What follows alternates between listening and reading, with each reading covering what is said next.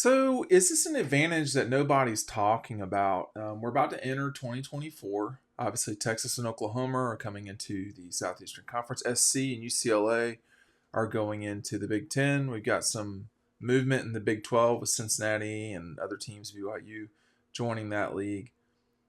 But Kirby Smart was talking about this the other day. He was saying, is there going to be an advantage to not playing in the SEC championship in the future? Now, let me touch on this for a second because in 2024 you're going to have a very odd, maybe even throwaway season in a way in the SEC. You've got a league that does not have divisions anymore. That's clear. You could have, the second or third best team in the league not play in the SEC championship game because of the way that things are going to be structured. Here's what Kirby had to say. He said, you need to be in the SEC championship. That's a lot better topic for me. Is somebody going to get an advantage by not going to the SEC championship game but making the extended playoff? The loser's not going to be in an advantage. The loser won't be a top 4 seed. So let's go through this really quickly as well. Now, on Dawg Post, obviously, we talk about nuance a lot, and it's ignored typically. And there's reasons why it's ignored. Usually on television, it's time. So here we have a little bit more time. Sometimes it's that they just don't know what they're talking about, but it's usually time.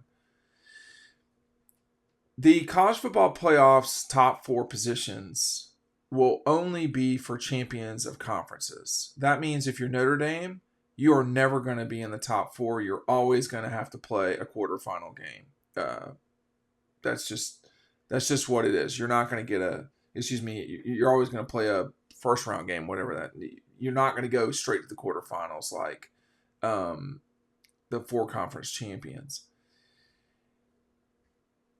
That means that if you are, let's say in 2024, and I don't know that this is probable, but let's just say that this is something that happens.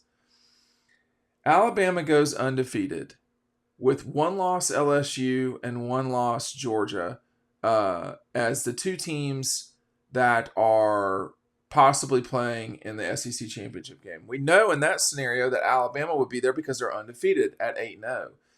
Georgia and LSU have not played, enough common opponents or whatever, however they determine it.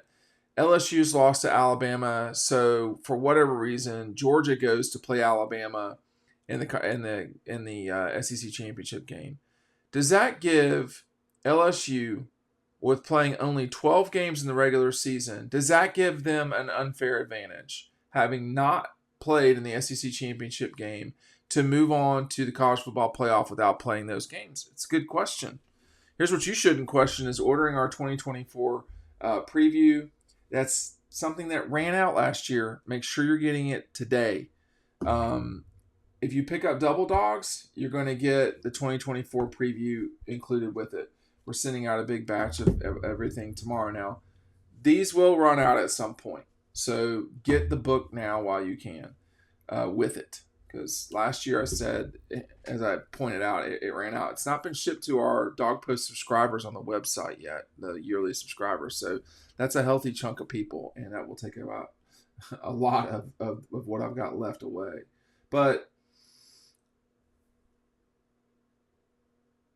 we're entering a new time. I think, it does matter if you play that extra game. Alabama in 2017 got to sit at home and not play. And that helped them. I mean, Clemson, they played that extra game. They were just better than Clemson. But it helped Alabama to be able to sit at home in 2017 and figure some things out. And by the time they played in New Orleans, they were physically at a different space than Clemson was. And they certainly were at a different place than what Georgia was at. Georgia had played in the SEC championship against Auburn and then played its game against Oklahoma. Well, was it really fair for Auburn, for Bama to sit out? I don't want to get into a fairness thing necessarily because these, we've got a system set up where if you win your league, you get a better position. So to the answer of Kirby's question or criticism is, if you win it, it benefits you. If you lose, there may well be an argument for not playing the conference championship game. There's going to be multiple SEC teams in the college football playoff every year. We know already that 6 of the spots, well, 5 of them, are going to be taken by conference champions. The 6th spot will probably be Notre Dame consistently. So that leaves 6 other teams. You're almost certainly going to get at least 1 or 2 more Big Tens. And how many more, SEC schools versus ACC, Big 12, etc. I couldn't say. I don't know. But the SEC is probably going to have 3 teams in this thing every year. The champion, the runner-up, and then, the third best team in the league. Does it benefit the third best team in the league?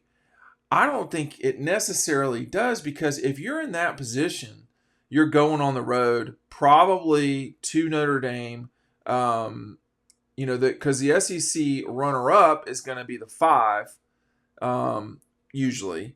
So they'll host a game.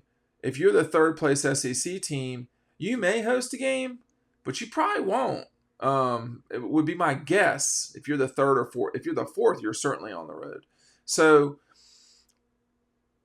the question about the fairness in terms of games played, no question. It's a good question, but there's a risk reward here. If you play in the conference championship game and you win it, obviously you're in the best position you can be in, because you've got a bye.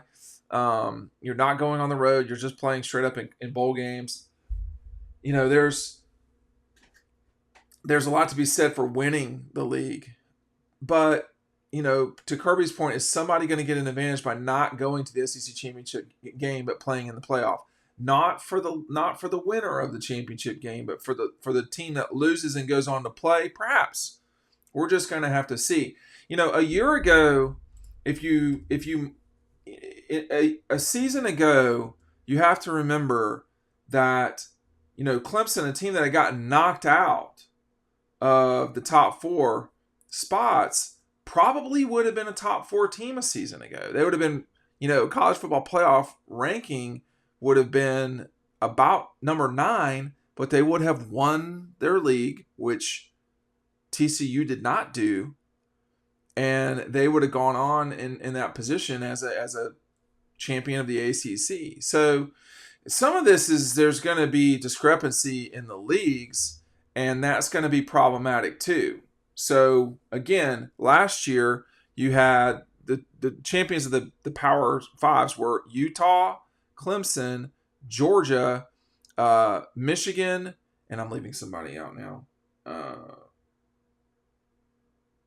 I can't remember which league I'm leaving out, but I'm leaving out someone that I guess doesn't really matter much. ACC, SEC, Big 10, Big 12, Pac-12.